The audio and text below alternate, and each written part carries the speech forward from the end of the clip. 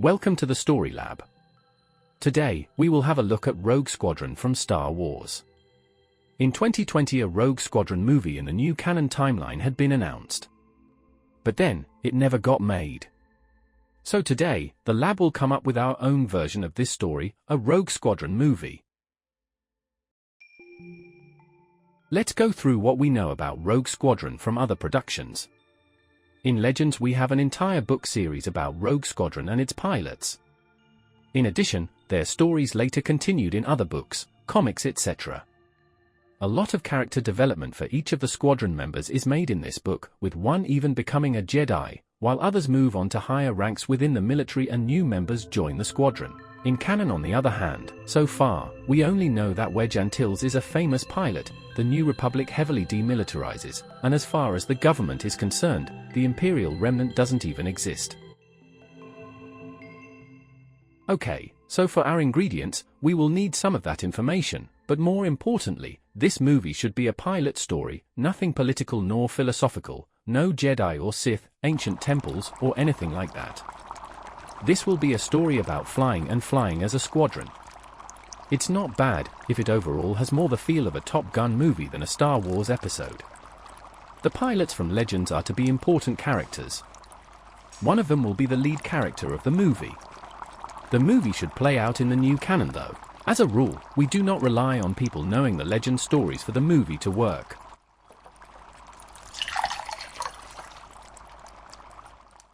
While we let that cook, let's clarify the scope of this movie. While this is a movie set in space, it should feel grounded and somewhat simple. You may imagine that we had a somewhat limited budget.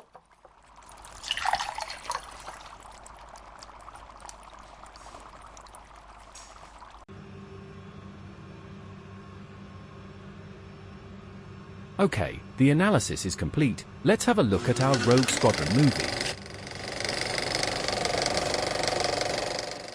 Our protagonist is Gavin Darklighter, moisture farmer, the nephew Biggs Darklighter, a rebel hero, and former neighbor to Luke Skywalker himself. Naturally, Gavin thinks that he is destined for greatness. Thus, when he gets more or less of age, he might be around 18, he decides to leave Tatooine and travel to Coruscant to become a fighter pilot like his uncle. Gavin boards a transport at Mos Espa, only accompanied by his trusted astromech buddy. Eager to start doing something great, Gavin isn't content with just sitting around on the transport and thus starts wandering around. It doesn't take long for the young man to find something interesting, a woman that acts suspicious, disappearing into a small gap between two walls. Gavin follows, and observes the woman make a call on a subspace radio.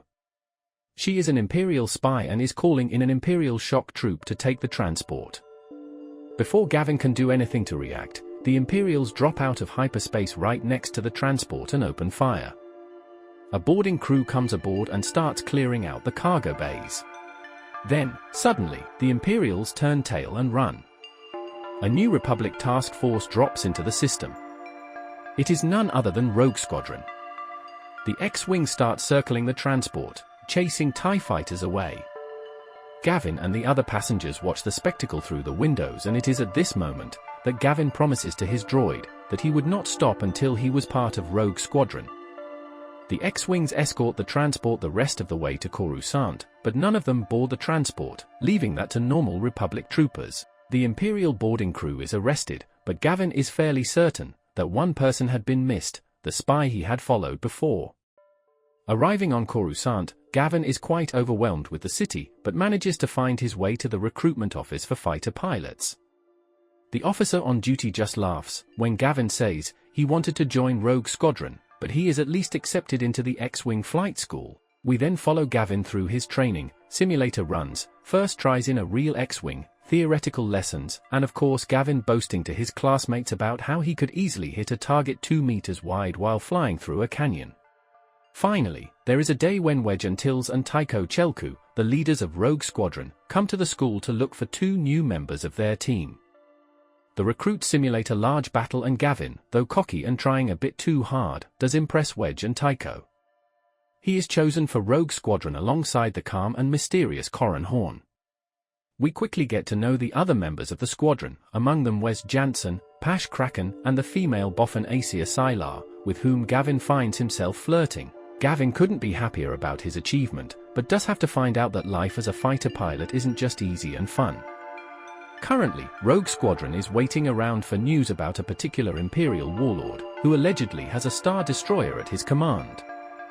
As soon as information about his whereabouts become known, Rogue Squadron is supposed to be part of a task force that would go in to destroy the Star Destroyer. To that effect, the squadron is doing constant training runs. The squadron learns to work together quickly, and though Gavin keeps saying that the flying exercises are easy for him, we get a sense that they are anything but.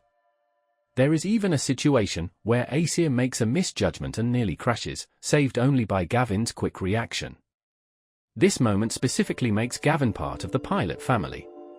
However, when Gavin, during a low-altitude training flight through the building canyons of Coruscant, suddenly sees the woman again that he had seen on his transport from Tatooine, he jeopardizes all this friendship and respect once more. He breaks formation to look where the spy is going and nearly crashes into Corran. After landing, Wedge gives Gavin a stern talking to. The squadron leader goes as far as to tell Gavin he would have been kicked out had they not just now received the order to deploy and go after that Imperial warlord. Though Gavin feels bad, he continues to be rebellious and sneaks off at night to go look for the Imperial spy. He does find her again with the help of his droid and manages to slip into her secret room in the city, when the spy walks off to give pass some intelligence onto a droid. Gavin gets a good long look at some plans of the spy, a blueprint of an interdictor Star Destroyer, with an artificial asteroid shell built around it, to hide its presence. Gavin has no time to think about that though, as he must run back again, when he realizes that he is running late for the scheduled launch of the squadron. When he returns late, Wedge gets really angry, and scolds him for going rogue. Gavin realizes his mistake, apologizes and gets into his X-Wing. Wedge tells him once more that he better follow orders on that mission, before climbing into his own fighter. With those two last X-Wings joining the task force, the attack begins. They jump into the system, where the warlord is waiting and indeed find a lone Star Destroyer hovering over a planet. Rogue Squadron takes point on the operation and closes in on the Star Destroyer. But then, Gavin detects something, a mysterious asteroid off to the side. Gavin recognizes the shape immediately. This is exactly what those plans for the hidden interdictor looked like. And if there was an interdictor cruiser hidden there, it could trap the entire New Republic task force, leaving them at the mercy of the Star Destroyer. Gavin calls the rest of the squadron and tells them about his suspicions. Tycho is getting angry and wants to shut Gavin down, but Wedge does listen. Wedge asks Gavin whether he is absolutely certain, and Gavin says he is. Wedge believes him and contacts the Admiral in command. But the arrogant Admiral, probably a boffin, doesn't listen, and tells the pilots to stay on course. Gavin complains, but Wedge shuts him down, instead making the roll call, asking his fellow pilots whether they were ready. Then, to Gavin's absolute surprise, the entire squadron breaks formation and heads towards the asteroid. Gavin quickly follows and asks what was going on. Wedge answers, "You see, we do go rogue sometimes, but when we do it all together as a squadron." Of course, it turns out that Gavin was absolutely correct. The asteroid is hiding an interdictor cruiser. The cruiser is not heavily armed, since all the resources had been needed for the Star Destroyer, so Rogue Squadron alone is enough to take out one of the gravity well generators. The rest of the task force then jumps directly in front of the Star Destroyer with a micro jump and completely overwhelms it. The entire ship is conquered. After the battle, the pilots all meet up again in their quarters in the galactic capital and make up. Gavin's earlier escapades are forgiven and the pilots celebrate their successful first mission in this new constellation.